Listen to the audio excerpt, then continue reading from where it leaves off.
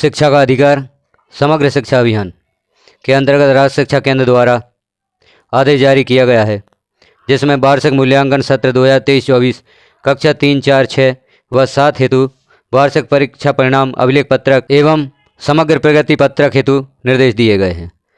इस वीडियो में हम देखेंगे कक्षा 4, 6 व 7 के वार्षिक परिणाम अभिलेख पत्रक के साथ कक्षा 3 का परीक्षा फल किस प्रकार से तैयार किया जाए।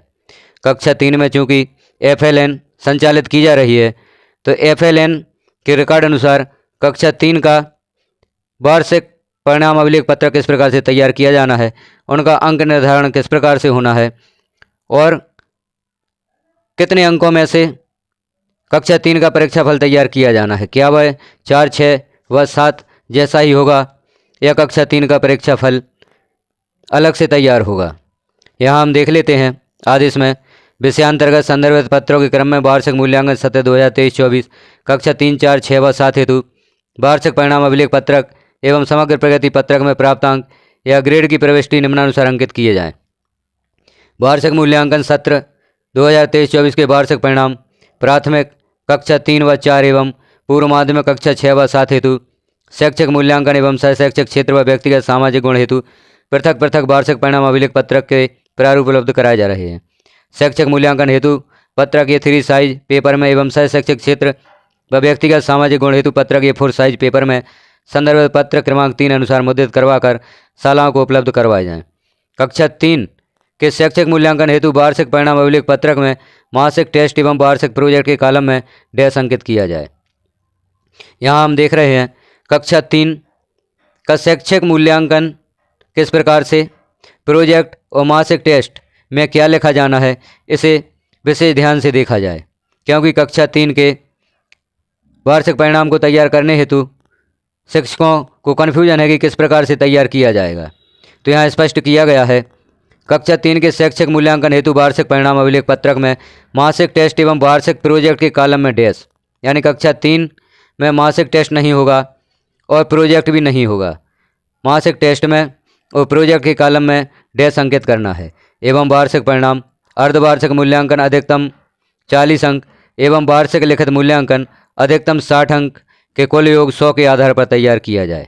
कक्षा 3 का वार्षिक परिणाम अभिलेख पत्रक कुल अंक जिसके 100 होंगे और इसमें सिर्फ अर्धवार्षिक मूल्यांकन 40 और लिखित मूल्यांकन 60 होगा। कुल योग 100 के आधार पर वार्षिक परिणाम तैयार किया जाएगा। अब अर्धवार्षिक मूल्यांकन में जो अंक 40 हैं उनका निर्धारण किस प्रकार से किया जाएगा, वीडियो में आगे हम देखेंगे।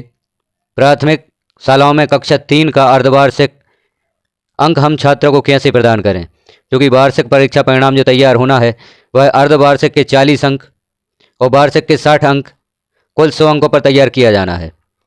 क्योंकि विद्यालयों में कक्षा 3 में FLN संचालित है, तो FLN के आधार पर अर्धवार्षिक परीक्षा के 40 अंकों का निर्धारण किस प्रकार से किया जाएगा। क्योंकि यहाँ पर मासिक टेस्ट के कॉलम में डैश अंकित करना है, प्रोजेक्ट के कॉलम में डैश अंकित करना है। सिर्फ अर्धवार्षिक परीक्षा के 40 अंक और वार्षिक परीक्षा के 60 अंक के आधार पर वार्षिक परीक्षा परिणाम अभिलेख पत्रक तैयार किया जाना है। तो राज्य शिक्षा केंद्र भोपाल के आदेशानुसार यहाँ आदेश क्रमांक भी है, उसके आधार पर किस प्रकार से कक्षा 3 का वार्षिक परीक्षा फल तैयार किया जाना है। FLN में 20वें सप्ताह के आवधिक आकलन के आधार पर वार्षिक परीक्षा के अभिलेख पत्रक को तैयार करने के लिए अर्धवार्षिक अंकों का निर्धारण विषयवार किस प्रकार से किया जाएगा।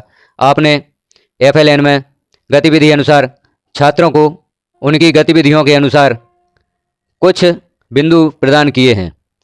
जैसे पर्यावरण विषय हम देखते हैं, 40 अंक का पर्यावरण विषय, जिसमें 60 अंक वार्षिक के, कुल विषयवार 100 अंक होंगे।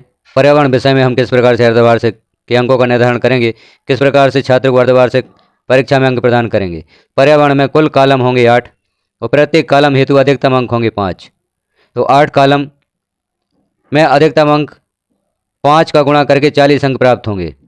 यदि आपने छात्र को पहले कॉलम में प्रदान किया है, नहीं कर पाता है, तो वहाँ पर 0 अंक होगा।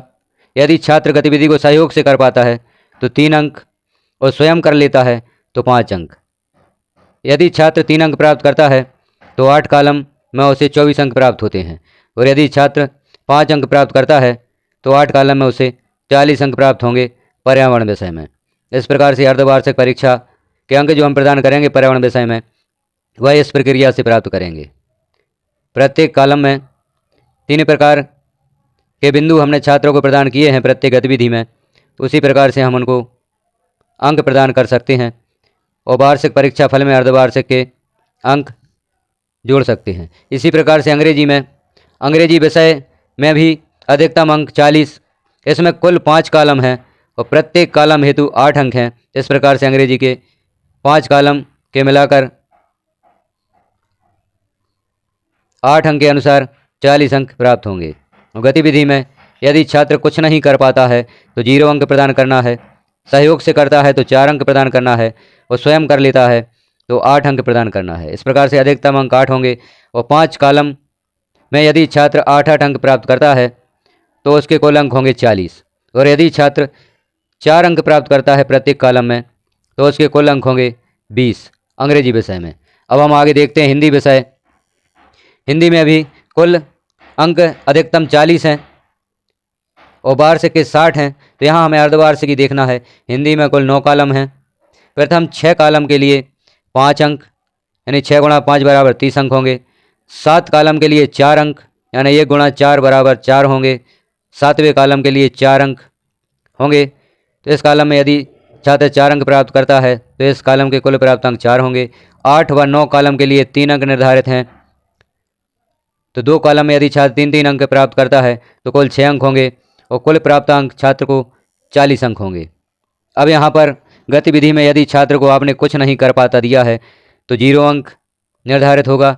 सहयोग से करता है तो 5 अंकों में से 3 अंक देना है, 4 अंकों में से 2 अंक देना है और 3 अंकों में से 1 अंक प्रदान करना है, क्योंकि यहाँ पर अलग अलग कॉलम के लिए अलग अलग अंक निर्धारित किए गए हैं।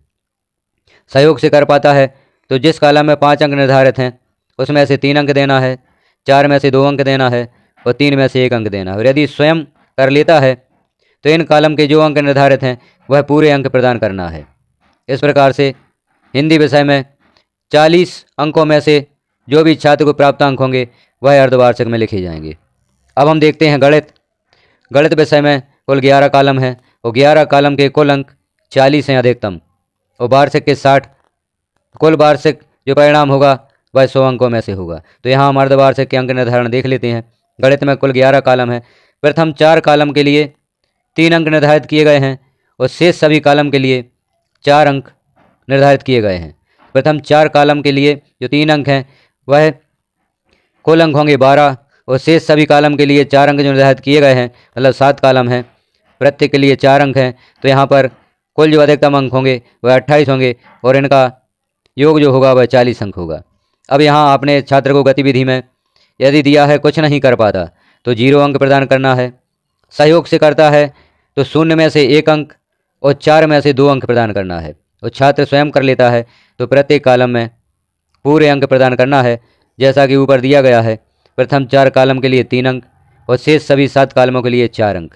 इस प्रकार से हम कक्षा तीसरी के अर्धवार्षिक परीक्षा के अंकों का निर्धारण करेंगे और जो हम वार्षिक अभिलेख पत्रक तैयार करेंगे उसमें अर्धवार्षिक के अंक इस प्रकार से जोड़े जाएंगे। अर्धवार्षिक के 40 अंक और वार्षिक के 60 अंक प्रत्येक विषयवार 100 अंकों में से परीक्षा परिणाम तैयार किया जाएगा। तो साथियों, यहाँ हमने देखा कक्षा 3 का परीक्षा परिणाम FLN के आधार पर किस प्रकार से तैयार किया जाना है। जानकारी कैसी लगी आपको कमेंट में जरूर बताएं। चैनल पर पहली बार है तो चैनल को सब्सक्राइब करें, वीडियो को लाइक करें और शेयर करें। यदि आप वीडियो को लाइक और शेयर करते हैं तो सभी साथियों तक यह जानकारी पहुंच सकती है और जो उन्हें कक्षा 3 के अर्धवार्षिक परीक्षा के अंकों के निर्धारण में प्रॉब्लम आ रही है उसका निराकरण हो सकता है। और चैनल को सब्सक्राइब करते हैं तो शिक्षा विभाग में होने वाले ऑनलाइन कार्य और इस प्रकार के जो भी कार्य हैं जिनमें आपको प्रॉब्लम जाती है उन सब का सॉल्यूशन यहाँ पर मिलेगा। ऑनलाइन कार्य जो भी होते हैं उन कार्यों के वीडियो आपको यहाँ पर प्राप्त होंगे, जैसे यूडाइज प्लस, RS KMP पोर्टल, परीक्षा फल या डिजिगो पोर्टल संबंधी सभी वीडियोज आपको यहाँ पर प्राप्त होंगे। वीडियो को पूरा देखने के लिए धन्यवाद।